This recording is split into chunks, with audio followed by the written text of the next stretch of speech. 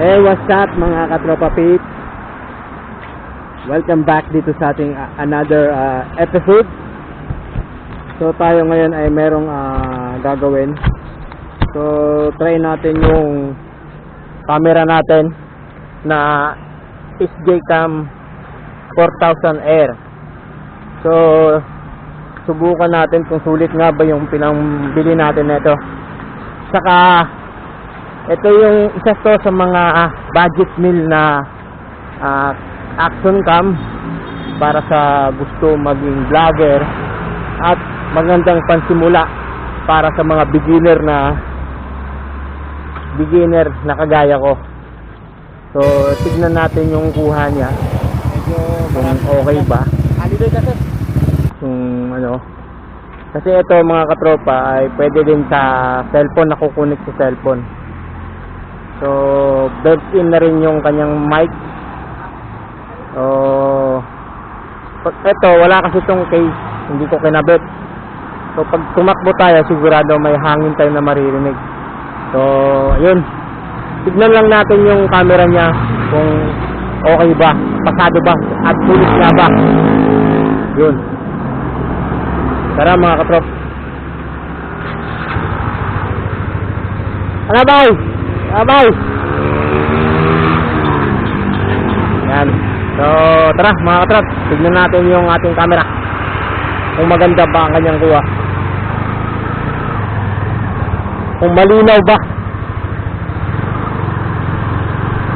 Yan, para magkaroon kayo ng idea mga katropa sa mga nais na magkaroon o gustong bumili ng action cam para sa mga travel natin o yung mga activity na gagawin natin sa ating mga biyahe. So yung pagbili mo nito tropa, may kasama na rin siyang battery, dalawang battery saka yung charger. So halos kompleto siya, maliban lang sa memory card, kailangan mong bumili ng memory card. So yun, mamaya tignan natin. So madali lang din itong i-connect sa cellphone. Mag-download lang kayo ng SJCam Zone sa Play Store. Tapos pag meron na kayo ng mga katropa pics, maaari nyo lang i-connect. So itong gilid na itong SJCam 4, meron itong dalawang button dito. Pagka-on nyo, tapos nag-on na siya, nakita nyo na yung display, pindutin nyo yung dalawang button sa gilid, pindutin nyo yung nasa itaas para mag-open yung wifi.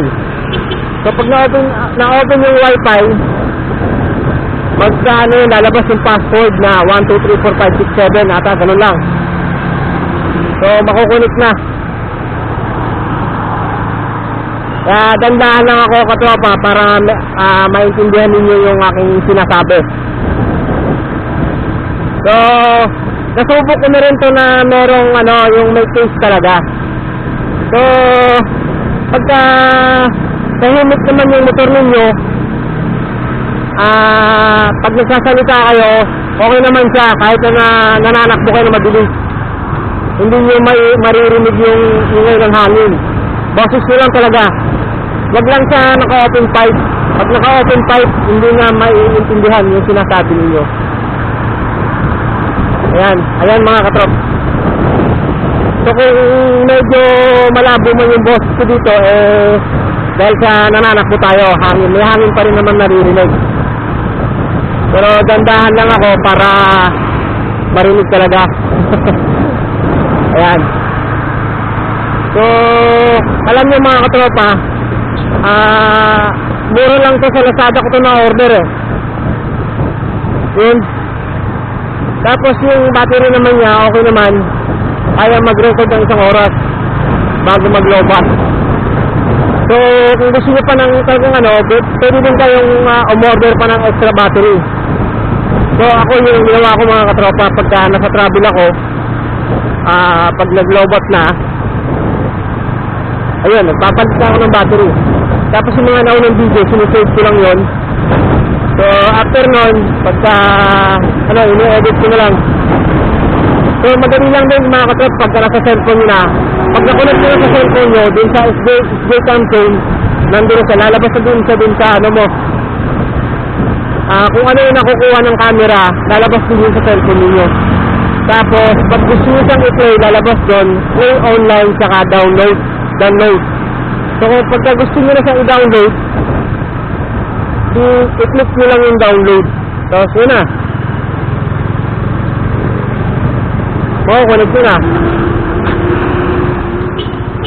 Ayan, alala mga katropa, nagbigay lang akong idea kasi sa nakikita ko at mga review, parang good feedback naman yung SJ-Cam. So maganda naman ang kuha niya, quality din naman, malinaw. Ayun. So ayun mga katrop, so okay naman.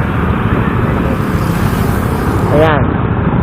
Saka kung bago ka lang dito sa ating channel, sana huwag niyo kalimutan ako i-supportahan at subaybayan.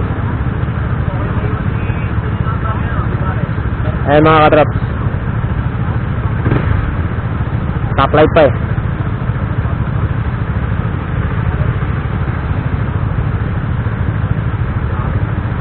So ayun, meron akong naibigay sa inyo na konting idea pagka gusto ninyong ng magsimula muna dito sa maliit muna tayo kasi wala pa tayong sapat na budget para makabili ng talagang pag-vlogging na talaga. Ayun, wala pa kasi tayong kita, so dito muna tayo sa budget din. So ayun mga katropa, pakikipagpakpakan muna ako dito sa mga mga katropa natin. Tara na!